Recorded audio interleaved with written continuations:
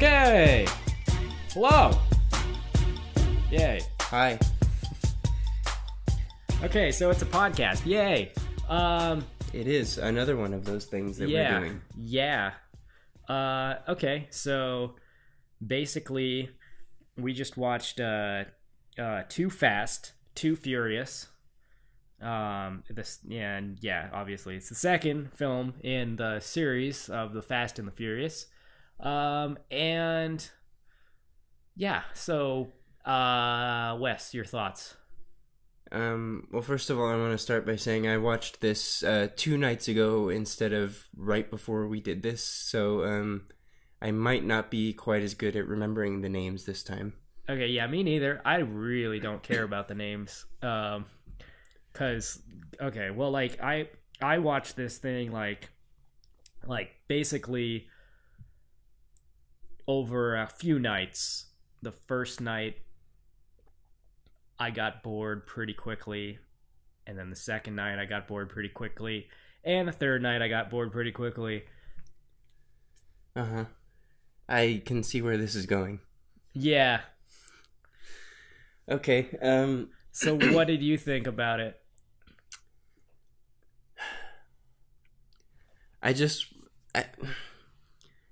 The movie has one good thing about it. What is that? Roman Pierce. Oh yeah, he's actually okay at certain moments. He's the person that's actually good at delivering the shit lines in the movie. Right. At least he has fun with it.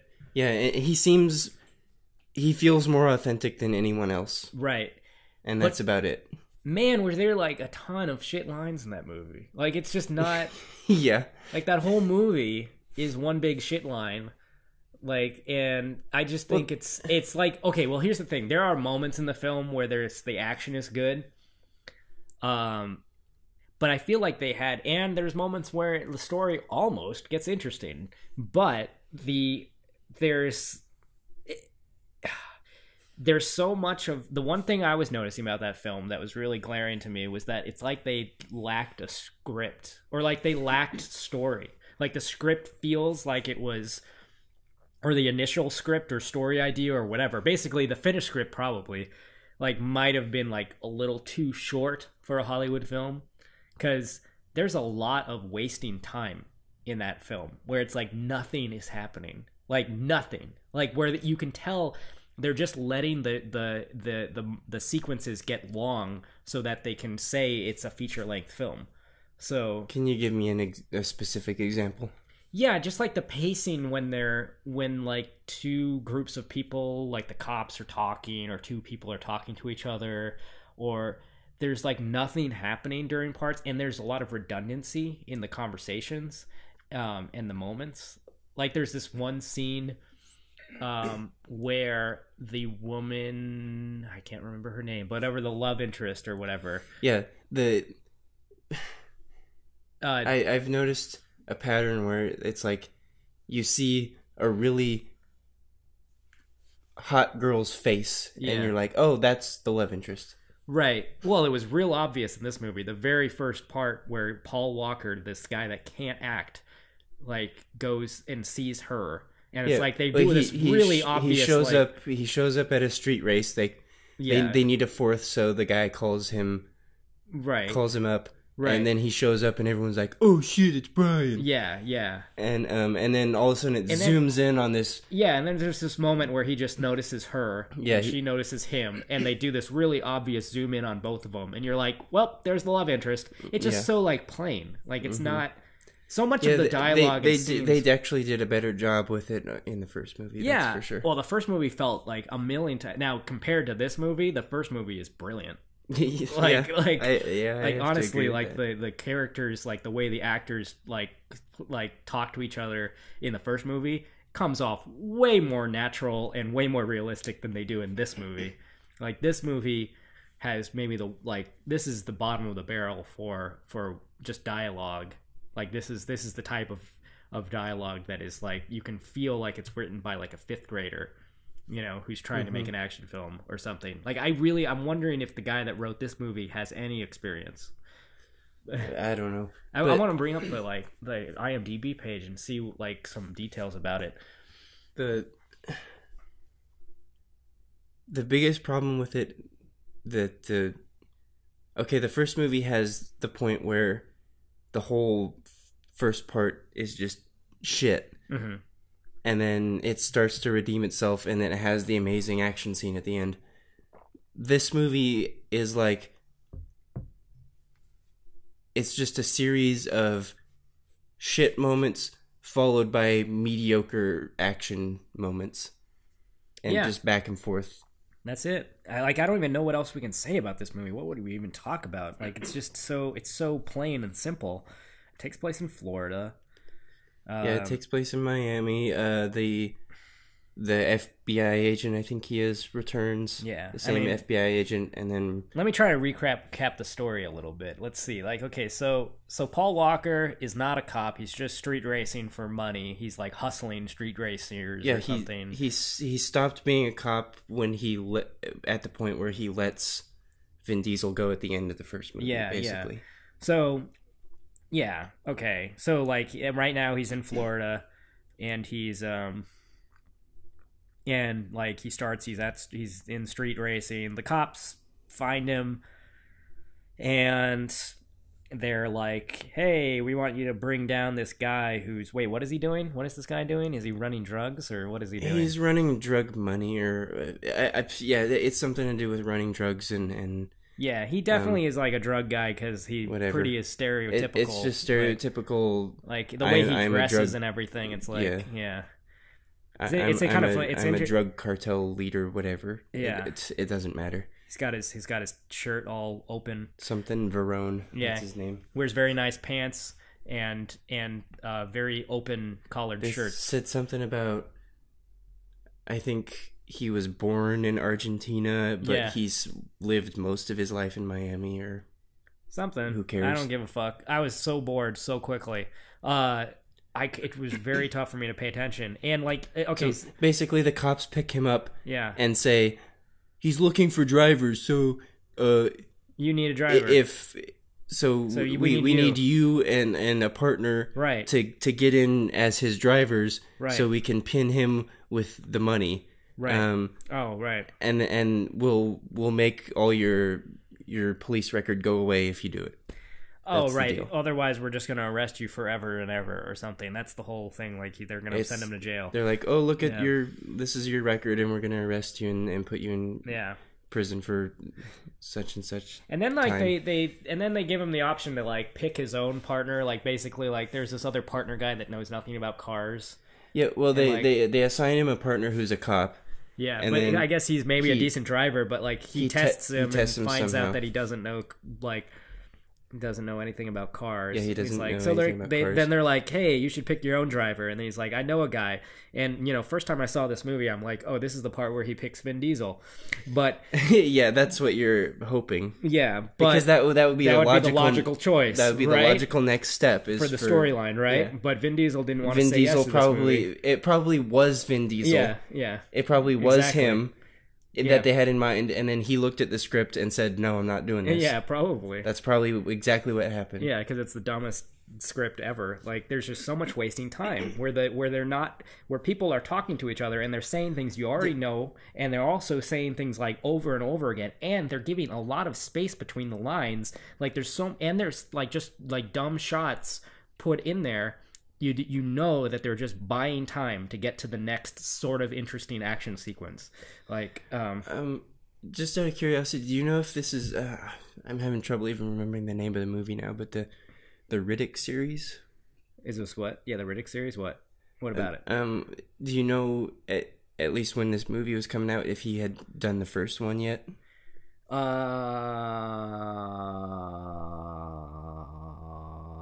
gonna say maybe.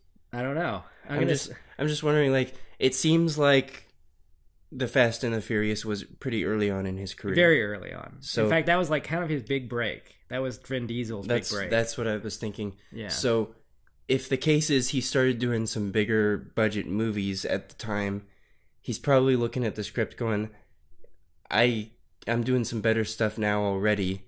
I'm curious. I don't want to be in on this. Maybe we should pause it and get your laptop out, and I don't know. Like, well, let's not worry about that right now. okay, because I want to look up things on the internets, but like yeah, like I don't know whether what he was doing around 2003, because that's when the movie came out. I know that the very first Riddick film was not big budget.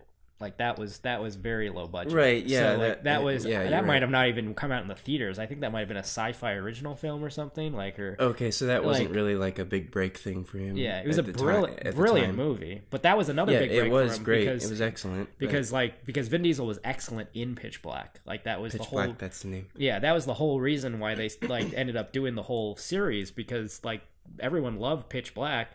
And like, right. and the guy that wrote Pitch Black like had this idea for doing more of them. Like it luckily like Pitch Black ended up being ridiculously good, and like the Vin Diesel character was the most interesting character, and Vin Diesel did a really decent job. Kind of a subdued performance, I'd say. Like people would still criticize him probably for not having a lot of range. But still, like I loved the way Vin Diesel plays that character. That kind of ended up being part of the character, though. Yeah. The way he talks, the way he barely does anything, he plays a badass really well. And so I mean, like, I guess maybe Vin Diesel was doing like a lot of other big stuff. I can't really remember what he was doing around that time, but yeah, I mean.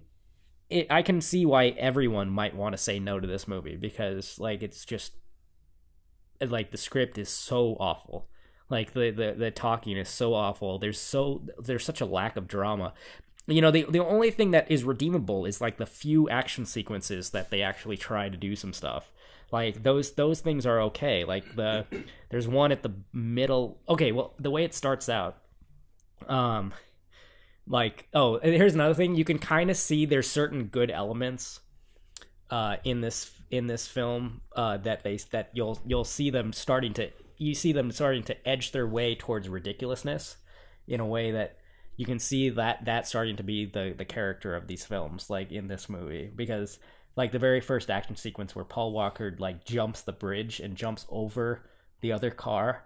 Like, oh right, because yeah. he hits both of his NOS buttons at the same time, right? Yeah. So that gives him the edge, right? Yeah. So like that was pretty dumb and pretty ridiculously unrealistic.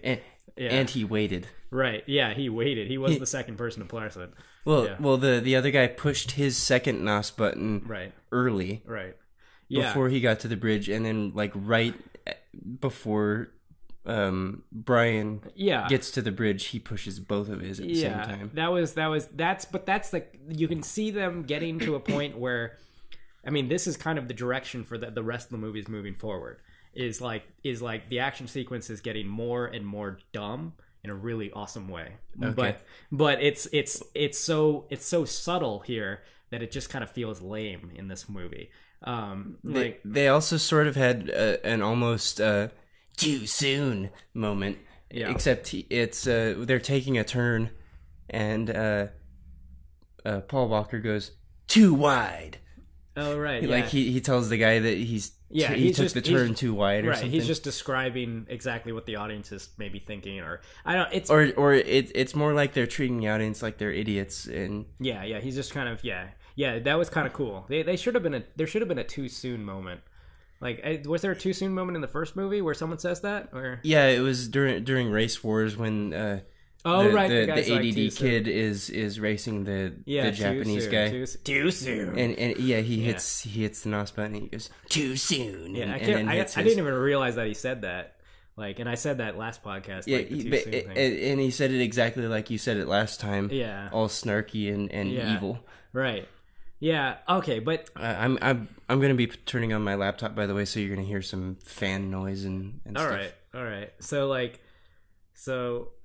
So yeah, I mean, okay, basically, so there's the action sequences that are sometimes entertaining. Like, I really like the way they handle the sound effects and the editing for the action sequences. Like, the races are the part I have fun with watching this movie. Like the first race, the part in the middle where they're doing the lap race. Yeah, they're doing the lap race to get the slips. To get the muscle cars, right? They're racing for slips so they can get these muscle cars. Right. So, that's interesting.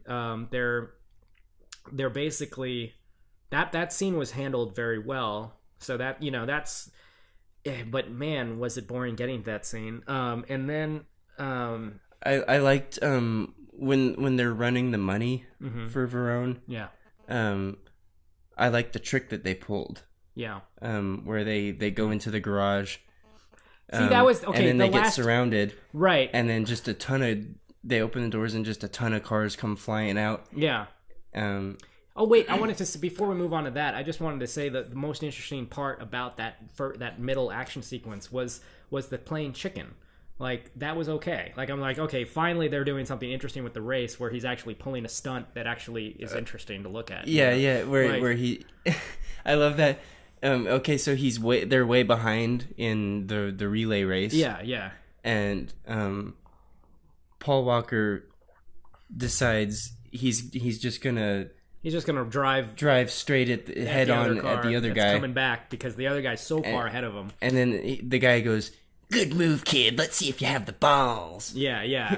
And then the guy obviously doesn't have the balls. And, yeah, because the other guy chickens out. So Paul Walker does have the balls, and then Paul Walker wins. He swerves to the side. Yeah, and it makes his car go off, and it slows him down a bunch, enough so that Paul Walker can catch up.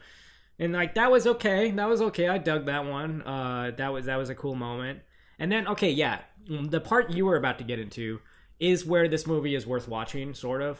Like, I mean, it's really not worth watching, but God, it's like at least the movie tries to do a few things like in the last 30 minutes. Mm-hmm. Like there's the part where the cops like all get led to this one area where they're running from the cops. The local PD are interfering with the FBI investigations because Paul Walker and this guy that he gets is, we haven't even talked about the partner yet. We should talk a little bit about him, but but basically they get to like the local PD. They're undercover working for the FBI, and then the local PD are trying to bust them, and they're running away. But Paul Walker has this plan, right? And he has his buddies that are all into the cars and stuff, and he goes over to their garage, and they go driving in the garage, and the door's shut. And you don't know what the plan is, but all the cops are surrounding the garage. And then all of a sudden, all the doors open on the garage, and all the cars, like all these hundreds of cars come out. And it's like all the drivers that like exist in Florida or something. Like all the street racers in Florida. Right, yeah. And they're all doing this stuff for Paul or whatever. And so, whatever the character's name is, but I'm just calling him Paul Walker right now. But like basically they'll so that was an interesting part because like then there's this whole thing where the cops are trying to chase him, and then the cops find the right cars, and actually chase him down. And then there was the switcheroo that they did where it's like, oh, it's not actually Paul Walker and this other guy, like in the what's the name of the other guy? Roman Pierce. That's the real character name. That's the character's name. Right. But Paul Walker, I forget what his name is. What's his name? Brian O'Connor. Brian. Okay, so Paul and Roman. Yeah. So it's not them in the cars when the cops get in. It's like, ooh, it's a switcheroo. And then there's a cool part where Paul Walker comes up with this idea where he hooks up like. Anyway, so then they're driving the muscle cars that they got. They're not driving their regular cars, and they're off like way away from the local PD, and they're going towards the place where they're delivering the money, and they're gonna go get the bad guy. I just want to mention, how stupid do they really think the audience is that they wouldn't think we would guess that they're not in the cars that they were before? Yeah. I mean, first of all, the convertible had its top down. Oh, that's true. At the beginning, and then when they see them again, the top is up. I wonder why. I didn't notice that.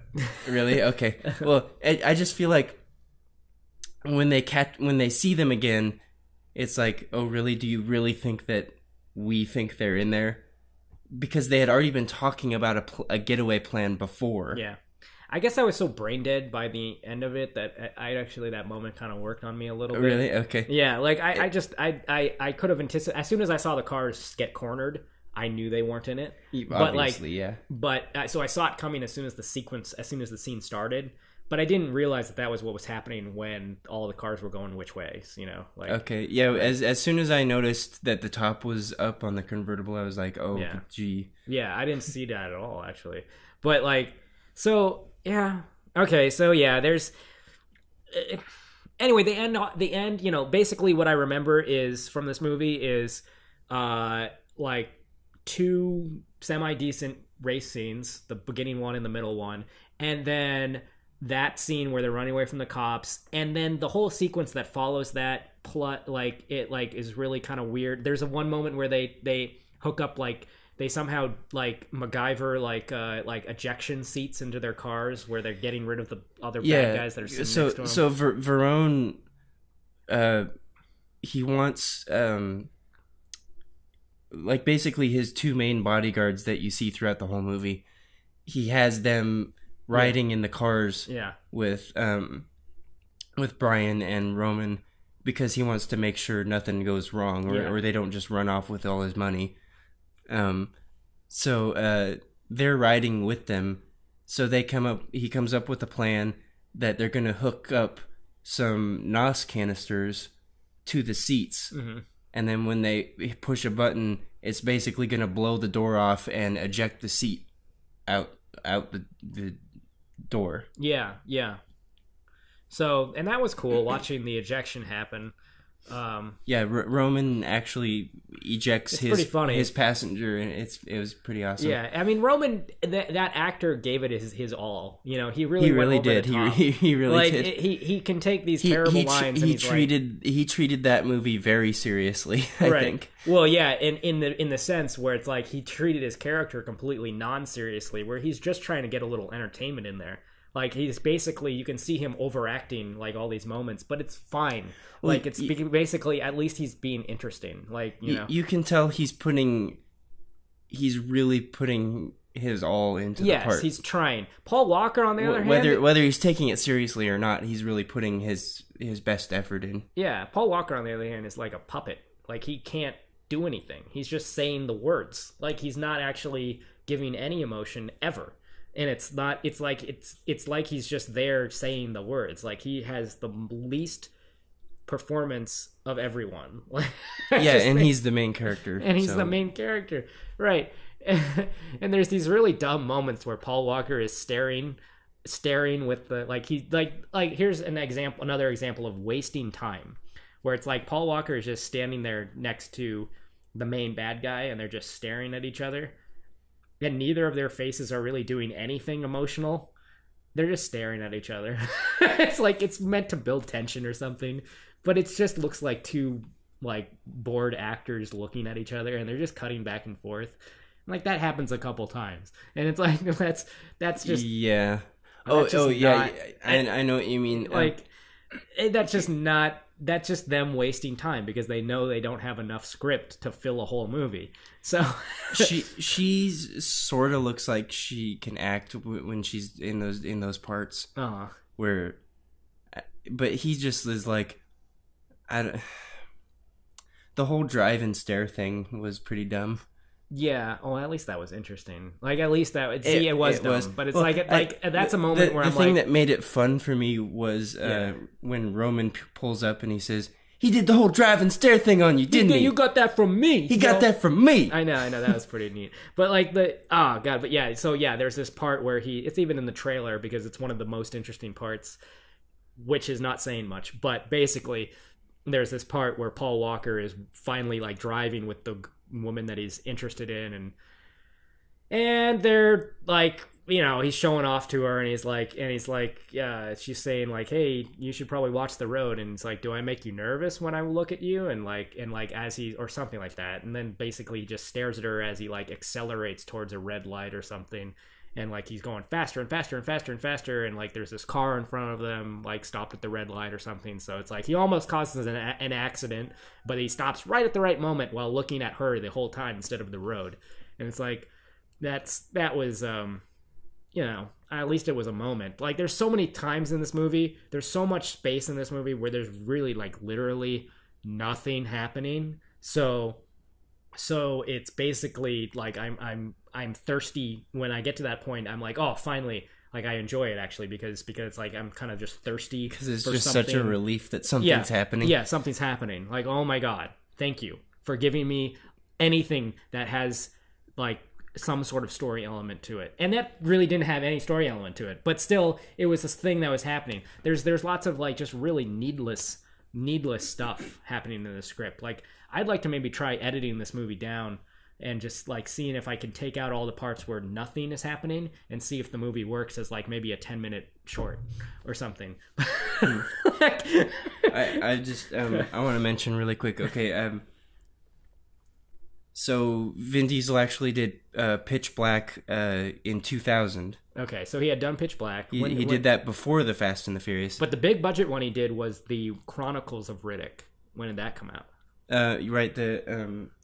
He did Triple X in when did that come out? In 2002. I forgot about Triple X. That movie was his big budget one. That was the one where it's like, he's done Fast and Furious, he's done Pitch Black, this guy is awesome, he's going to be the next action star. Let's start a whole series called Triple X. It's going to be like James Bond, but badass. And then the next one he didn't do, right? Yeah, because Triple X sucked, and Vin Diesel at least had the good sense to not keep doing Triple X. To just abandon the franchise. Right.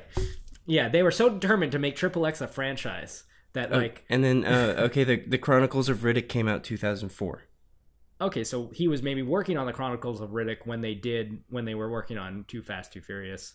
Yeah, they probably approached him about that, and he's like, no, I'm already doing this other awesome, way better thing. Yeah, Chronicles of Riddick, I haven't ever made it through that movie. I think that movie's kind of bad, because I started watching it, it really bored me, but based on what I saw in the Chronicles of Riddick, it's leaps and bounds better than Too Fast, Too Furious. So at least he made the right decision there, or a better decision, like, because that's... Yeah, I remember enjoying Chronicles of Riddick. I mean, it's real cheesy. It's not great. And it's super cheesy, but I think I just kind of enjoyed the whole atmosphere of it. Yeah, it's sort of... I like the whole idea, and I like the whole...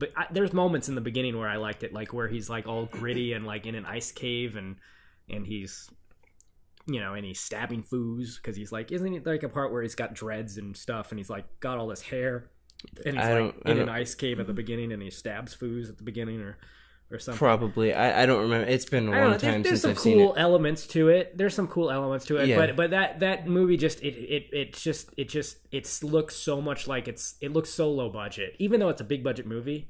It looks low budget. The sets look terrible. Like the... Well, it's nothing but green screen. Yeah, I mean, the sets look terrible. The effects are pretty, like, mediocre Hollywood, but, you know, it's not low budget. You look at it and you're like, they spent a lot of money on this, but they just... It is, it's better quality looking than B-grade sci-fi effects. Yeah, they did a much better job, at least with the look of the film, in the next one that came out, which was just called Riddick, and that was I watched part of that. Another film, I can't make my way through it because it just kind of bores me. But so I watched part of that, and I'm like, at least they're getting it better with this one. And I think that actually the best part about Pitch Black is that it's so low budget. Yeah, they're just working within the confines of the budget that they have, so there's not a whole bunch of green screen effects and all that stuff, which end up looking super cheesy in the other movies. Yeah. Wait, what were you saying? So, like... The saving grace for Pitch Black is that it's so low budget. Oh, right. Well, yeah, they had to do a whole bunch of stuff, like, creatively to make the story good. Like, make interesting characters and, like, hire good actors and stuff. And they're not doing any of the green screen stuff, which ends up looking one really of the cheesy. lacking things about all of the other Riddick films is that the writing is terrible and the acting is terrible. And, like, the Pitch Black, the guy just lucked out with having a pretty solid script and great acting. Like, it's just everything works in that movie. Like, it's not, and it's very, it feels lean as a script, you know. It feels like they're really just doing everything right, in the sense that it's like the story moves at a good pace. it doesn't need to go a whole lot of places. Like I keep getting distracted by you coughing. I'm sorry. Well, I'm trying to lean away from the microphone as much as I can so that it's not right in there. I know. I'm sorry. It's like, but literally what happened there was like, it's like I saw you turn to cough and I completely lost my train of thought. Okay. But I'm sorry. Well, we're getting completely off track anyway because Too Fast, Too Furious is so boring. Yeah, like let's make the podcast about something else because Too Fast, Too Furious sucks.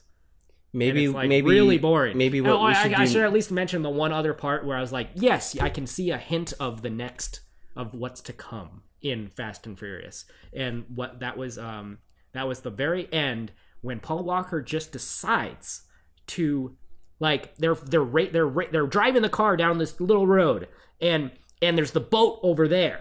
Yeah, and like, so Verone's getting away on a big boat. Getting away on a yacht. Yeah, basically. And they just have a car. Now, how the fuck do you get a car onto a boat? Oh, you just jump it, right? You just decide to jump it, right? Well, he says, he says, oh, if Verone sees a helicopter or a customs boat, then she's dead. Because he's got his love interest on the boat, and he's found out that she's a cop. Oh, that's right. So basically, he goes, oh, if they see a helicopter or a customs boat, then he's gonna kill her. Yeah. So basically, like, they're driving, they're keeping up with the boat, like, on this road, and then he's decided what he's gonna do, and Roman says, car, boat, car, boat. Yeah. No, you're not gonna. Yeah, and then Paul Walker's like, yes, I am. And then, like, right at the moment where they do that, it's like, oh, magically there's, like, of course, like, just a ramp. Like, you know, it's not like they know anything about this area or anything. So, like, there's just magically a ramp that's going to be perfect for them jumping right onto the boat. And it's like, yes! So that was my favorite part of the movie. They pull a Dukes of Hazzard, and Roman even says, oh, we're going to do a Dukes of Hazzard thing. Yes, exactly. There's even other references to movies where it's like they're just stealing lines from movies where it's like... what was it where he says, oh, yeah, there's a moment where Paul Walker says, how about them apples? He did? Yeah. Okay. Like, I can't believe it. Like, what? Was it when they were doing the when they were first trying to get in with Verone, and he tells him, my car's been impounded, but there's a package in the glove compartment. I need you to go get it. And they're racing against another three groups of guys. No, it's later in the film that he says it. Oh, okay. Well, there was a point where they're doing that, and they're going to the impound, and there's like 3 other groups of guys that they're competing against. Yeah. And Paul Walker just decides to show off, and he spins the car around and starts driving backwards and just flips him off. Oh, that was a cool part. At least I like that they try to put some good stunts into the film. Like that part where it's like, let's just put a dumb stunt into the film. Like, that just seemed like a how about them apples moment. To me. Yeah. But then it would have been funnier if he said it during that part. But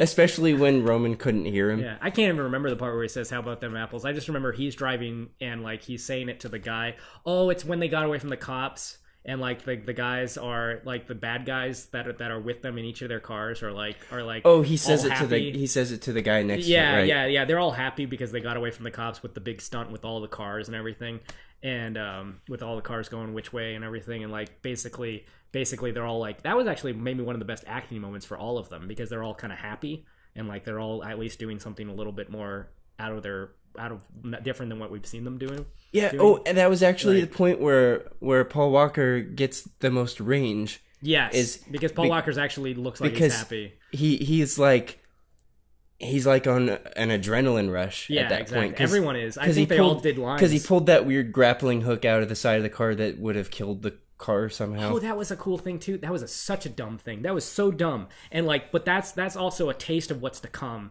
Is all this weird technological bullshit. Like the.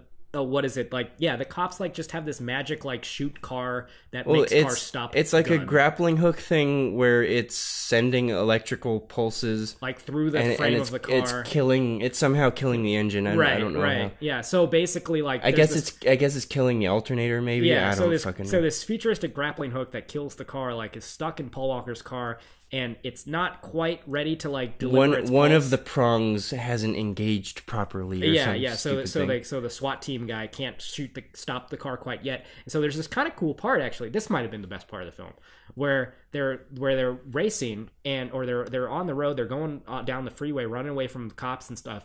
And Paul Walker has to keep his foot on the gas while reaching out the window and back to like the passenger side of the car where the thing is stuck, and he has to pull that out without like going off the freeway. And like, well, he's having the other guy steer for him. Yeah, and he has the other guy steer for him, and the other guy doesn't want to, and because the other guy's scared. And you know, that part actually was like almost a good sequence. Like, yeah, and then he rips it out and throws it into the cop car behind him. And it like hits perfectly, and because like somehow Paul Walker can throw so hard that like he can stick that thing in the fucking cop car. Yeah, he just throws it like a javelin right into the grill of the cop car. Yeah, and it sticks, and all of a sudden immediately like disables the cop car. So it's like, and then Paul Walker, has this moment where it's like you see his face when he reacts, and it's like, yeah! And it's like kind of funny, because like that's like the most range Paul Walker. You're like, whoa, ever he's showed. acting. Yeah, exactly, exactly. Paul, actually, like you'll see in the future films, Paul Walker, I don't know if he ever was that great, but he can only improve. He can only do Fast and Furious. It seems like that's the only thing he's ever done. Like I don't know what other films he's done, but basically, like he does improve. He does get better over time. And thank God.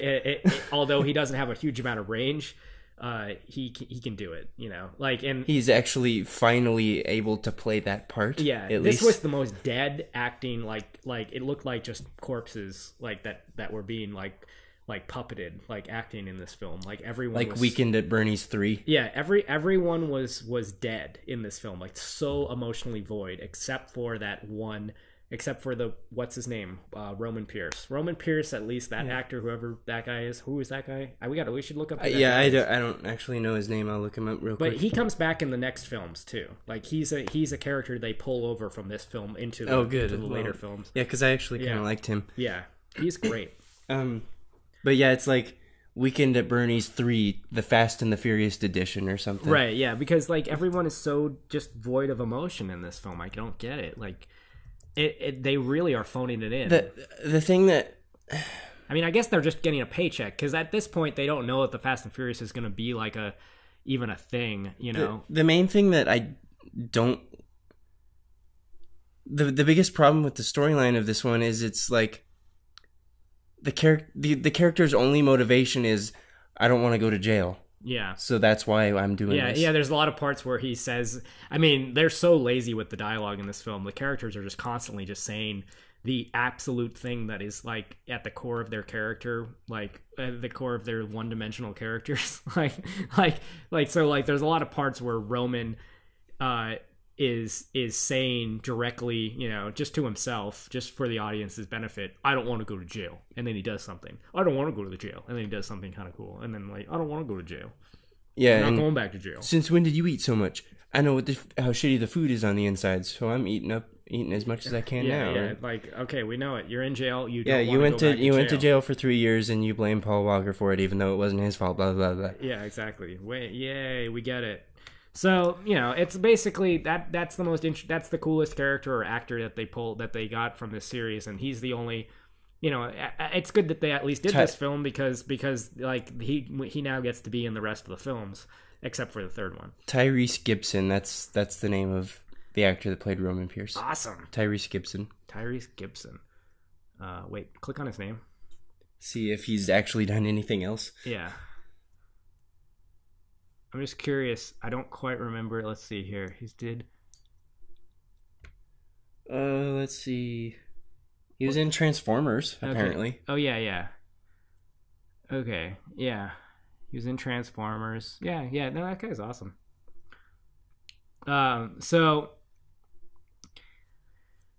So anyway, okay, so that's our podcast for this one. That was a tough one to do because, it's hard for me to talk about films that I don't get excited about, and there's nothing to get excited about with this film. Yeah, I mean the villain was so ultra stock. Yeah, it's like they just pulled really him out bad of actor, really bad, poorly written. Yeah, very poorly written, stock bad guy.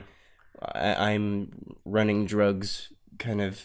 My favorite parts of this film are when it gets super dumb, like with the action. Like I love the part. I love the part where the car jumps onto the boat. That's the only thing worth mentioning, really, is it's like, oh, here's this top dog in the running drugs, and look, he smokes a cigar. Yeah. He's from Argentina. Yeah.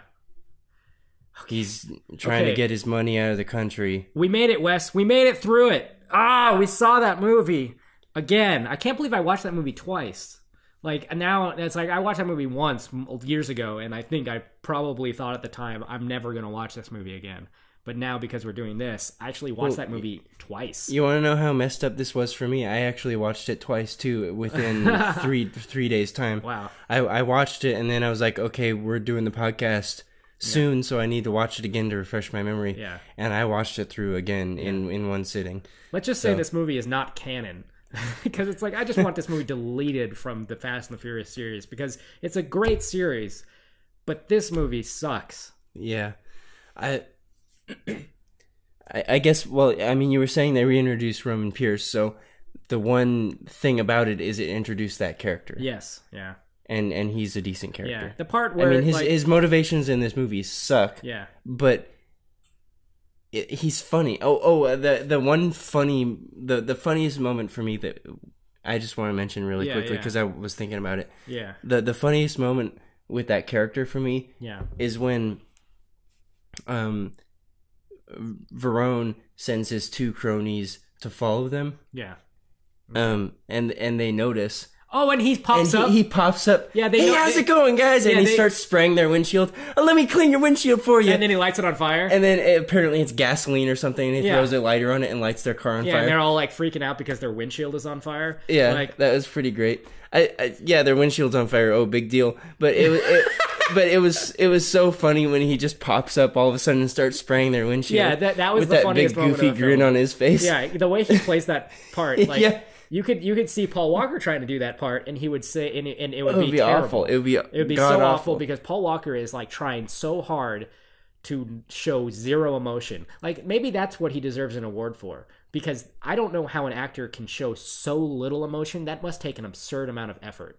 I don't know. I mean, that's Academy Award worthy, like, dead person performance. Like, just deadpan acting. Yeah, real dead. Like, so dead that it's like there's not even a soul inside But it's him. not quite deadpan because he's actually smiling at moments. There is a part where he's smiling. But there's other points where he's smiling, but there's no emotion behind it. There was one part with the guns. So and actually, like he's like, I'm gonna shoot him, and he's kind of like getting angry in that part where he's holding a guy with a gun. Well, but like, god damn it, Paul Walker sucks. I think he actually deserves an award for somehow smiling without showing emotion. Yeah, there you go. He smiles and his eyes are just dead. Yeah. I don't get how that happens. The first film he did way better. He's barely doing anything. I hated his character so much in that movie, and I hated the way he acted that character. But at least he was a little tiny bit more natural in the first film. Yeah, he actually was. It was weird. I mean, maybe it's also the directing. I don't know who directed this movie, but maybe that has something to do with it. I don't know. Basically, it's like maybe the director is constantly telling the actors, "You're showing too much emotion. Stop it." Or something. God knows. Maybe it was.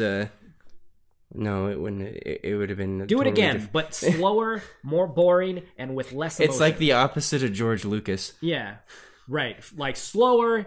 Yeah, slower and less intense. Slower and less intense. Yeah, because George Lucas always says faster and more intense. Yeah, yeah. I'm explaining that for people, I guess, because I don't know who's listening, but whatever. Yeah. Anyway, but yeah.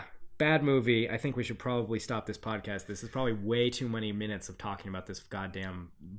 Well, yeah, we talked about Pitch Black. Yeah, at least we did that. Pitch Black is a good movie. So, like, the end of the story, the end of the story of this podcast is watch Pitch Black if you haven't seen it. Maybe after we do Fast and the Furious series, we could do the Riddick series. Yeah, we could just turn this into a Vin Diesel series. Yeah. we'll do other stuff, but we can maybe think about doing the Riddick series stuff. Might be fun to analyze. There's also an anime that's pretty freaking decent. Like that we should include that too, though. Yeah, because the anime actually was awesome. Yeah, but like that's worth. I would want to watch the anime again. I would want to watch Pitch Black again. Yeah. I don't really want to watch those next two movies, but I'll go through them for that. That sounds fun. We should try it though. You know what you should play if we do a Pitch Black series? I don't know if you have the capability here. Wait, what systems do you have here? But there's a game. Yeah, the game. That's brilliant. Like you have to play that game. What system is it for? It's for Xbox and Xbox 360. I don't have either one of those here. It was an original Xbox game, and then they re-released it recently for 360. Well, maybe I could borrow your 360 to play it. Yeah, but it's like now there's an element of the Riddick series that's fucking brilliant. Like that's one of the best stories and gameplay. It's one of the best games of the last like 10 years or whenever it came out. Basically, that's a brilliant game and it's really awesome. It makes me care about the Riddick series. Well, do you own that game? No, I rented it both times actually. Like I played it once on my original Xbox and then I rented it again for 360 to play the HD version. Okay. And it's so awesome. God, I could probably get the Xbox version for pretty cheap. Yeah, it's so awesome. But yeah, if I ended up playing that, that's something I could talk about on the Retro Fat Cast. Yeah, it's called Escape from Butcher Bay. If anyone out there is a gamer and hasn't played that game, that's a fucking awesome game. It still holds up today because it was so well done back then. And if you're an Exhibit fan, like Exhibit makes a cameo appearance. I think it's Exhibit. Yeah, some rapper. Anyway, all right. Well, we're totally going off the rails here. Yeah. So, I'm looking forward to watching Tokyo Drift. So, anyway, thanks for listening to this podcast. If you did, and whatever, this is going to be... Yeah, we're going to be continuing on with the Fast and the Furious series. Yeah, I don't know if I said anything about this at the beginning, but we're doing a series for the Fast and the Furious right now with this podcast, and yeah. We already have the first one up, and we're going to be doing a Tokyo Drift next time. So yeah, so hopefully it's all uphill from here later. Neato.